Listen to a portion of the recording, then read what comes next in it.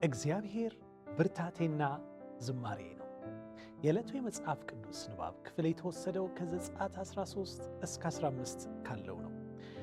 እስራኤላውያን ከግብፅ ባርነት ወጥተው ገና ነፃነታቸውን በቅጡ ሳያጣጥሙ ተስፋ የቆረጠው ፈርዖን በታላቅ ቁጣ እንደገና በጭቆና ቀንበሩ ሊጭንባቸው ወደ እነርሱ ገሰገሰ።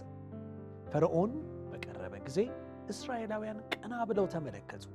እነሆ ግብፃውያን ይከታተሏቸው ነበር ይላል። እነርሱም በታላቅ ፍርሃት ወደ እግዚአብሔር ጮኹ።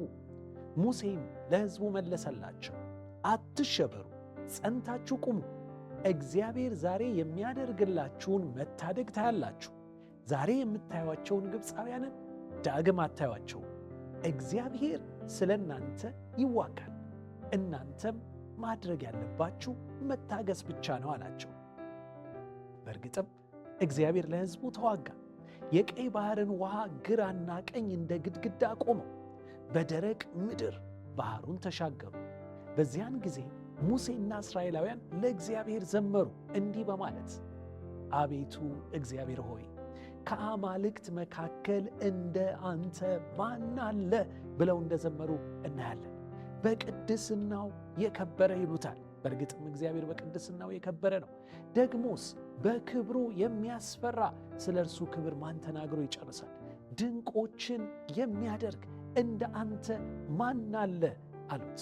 በዘጸአት ምዕራፍ 15 ቁጥር 11።